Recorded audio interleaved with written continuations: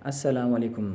آج ہم آپ کو مسجد اقصیٰ کی سیر کروانے جا رہے ہیں اور آپ کو دکھائیں گے کہ مسجد اقصیٰ اندر سے کیسی بنی ہوئی ہے اور وہ کون سی جگہ ہے جہاں نبی اکرم صلی اللہ علیہ وآلہ وسلم نے اپنے مبارک قدم رکھ کر سفر معراج کا آغاز فرمایا۔ وہ کون سا مقام ہے جہاں آپ صلی اللہ علیہ وآلہ وسلم نے 1,24,000 انبیاء کرام کی امامت فرمائی۔ ہم آپ کو بتائیں گے کہ بیت المقدس، مسجد اقصیٰ اور قبۃ الصخرہ میں کیا فرق ہے، مسجد اقصیٰ کے ارد گرد رہنے والے لوگوں کی زندگی کیسی ہے۔ اس کے علاوہ ہم آپ کو بہت سے ایسے دلچسپ اور تاریخی مقامات کی سیر بھی کروائیں گے جو آپ کے لیے نئے ہوں گے۔ ویڈیو شروع کرنے سے پہلے نئے آنے والے دوستوں سے گزارش ہے کہ ہمارے اس چینل کو سبسکرائب کریں اور بیل آئیکن کو ضرور دبائیں تاکہ ہماری ہر نئی معلوماتی ویڈیو آپ تک بر وقت پہنچ سکے۔ حضرت ابراہیم علیہ السلام نے 40 سال بعد اس جگہ کی تعمیر نو کی۔ آج مسجد اقصیٰ کا کل رقبہ تقریباً 144,000 مربع میٹر ہے اور یہاں 5 لاکھ سے زائد لوگ ایک وقت میں نماز ادا کر سکتے ہیں۔ مسجد اقصیٰ کو بہت سے ناموں سے جانا جاتا ہے، جیسا کہ بیت المقدس، دیوار براق، مسجد قبلہ، مسجد مروان، مقام براق، دیوار گریہ اور حرم شریف۔ فلسطین کا یہ مقدس شہر حضرت عیسیٰ علیہ السلام سے تقریباً 3,000 سال پہلے کنعان کے لوگوں نے آباد کیا تھا۔ انہی لوگوں نے اس کا نام فلسطین رکھا۔ حضرت ابراہیم علیہ السلام نے اپنے بیٹے حضرت اسماعیل علیہ السلام کے ساتھ خانہ کعبہ کی تعمیر کی اور اپنے دوسرے بیٹے حضرت اسحاق علیہ السلام کے ساتھ مسجد اقصیٰ کی بنیاد رکھی۔ حضرت اسماعیل علیہ السلام کی اولاد آگے چل کر مسلمان کہلائی، جبکہ حضرت اسحاق علیہ السلام کی نسل سے یہودی پیدا ہوئے۔ حضرت یعقوب علیہ السلام کے 12 بیٹے تھے، جن میں سے حضرت یوسف علیہ السلام کو اللہ نے نبوت سے نوازا۔ یہ سب مصر میں آباد ہوئے۔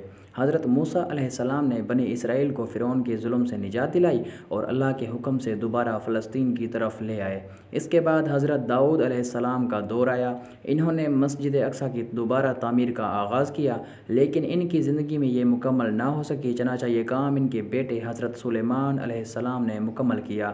بعد میں عراق کے بادشاہ بخت نصر نے 587 قبل مسیح میں بیت المقدس پر حملہ کر دیا، سب کچھ تباہ کر ڈالا اور صرف چند دیواریں باقی رہ گئیں۔ اس کے بعد ایران نے یروشلم کو فتح کیا۔ یہی وہ شہر تھا جہاں حضرت مریم علیہ السلام اور حضرت عیسیٰ علیہ السلام رہتے تھے۔ حضرت عیسیٰ علیہ السلام اس مقدس سرزمین میں پیدا ہوئے۔ حضرت عیسیٰ علیہ السلام کے آسمان پر اٹھائے جانے کے تقریباً 70 سال بعد رومیوں نے دوبارہ حملہ کیا اور مسجد اقصیٰ کو تباہ کر دیا۔ نبی اکرم صلی اللہ علیہ وآلہ وسلم کے زمانے تک یہ مسجد کھنڈر بنی رہی۔ شروع میں مسلمان اس طرف رخ کر کے نماز پڑھتے تھے، لیکن بعد میں اللہ کے حکم سے قبلہ کو خانہ کعبہ مقرر کر دیا گیا۔ اس کے باوجود مسجد اقصیٰ کی عظمت مسلمانوں کے دلوں میں ہمیشہ برقرار رہی۔ نبی اکرم صلی اللہ علیہ وآلہ وسلم کی وفات کے 6 سال بعد حضرت عمر رضی اللہ تعالی عنہ کے زمانے میں مسلمانوں نے مسجد اقصیٰ کو فتح کر لیا۔ پھر عبد الملک بن مروان کے دور میں قبۃ الصخرہ کی تعمیر ہوئی۔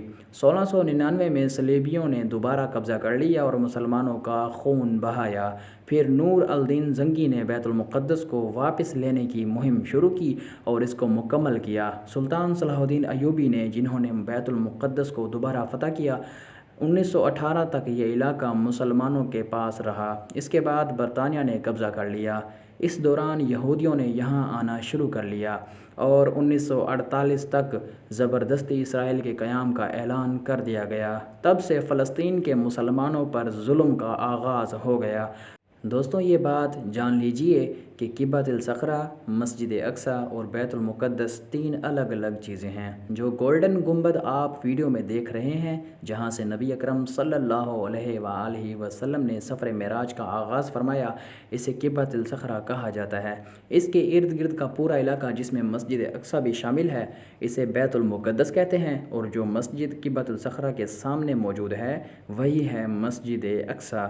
اس مسجد میں عورتوں کے لیے علیحدہ حصہ بھی بنایا گیا ہے۔ ایک حدیث مبارکہ میں آتا ہے کہ نبی اکرم صلی اللہ علیہ وآلہ وسلم نے فرمایا، 3 مسجدوں کے لیے سفر کیا جائے، پہلی مسجد حرام، دوسری مسجد نبوی اور تیسری مسجد اقصیٰ۔ قرآن پاک میں مسجد اقصیٰ کا ذکر آیا ہے۔ مسجد اقصیٰ میں پڑھی گئی ایک نماز کا ثواب ہزاروں نمازوں کے برابر ہے۔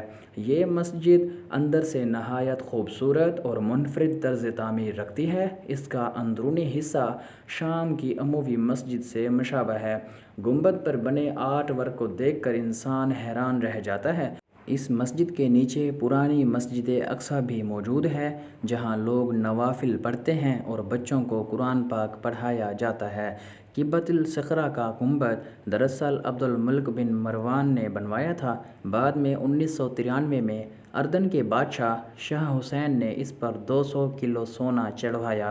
اس گنبد کے نیچے وہ مبارک چٹان موجود ہے جہاں نبی اکرم صلی اللہ علیہ وآلہ وسلم نے اپنا قدم مبارک رکھ کر آسمانوں کا سفر شروع کیا۔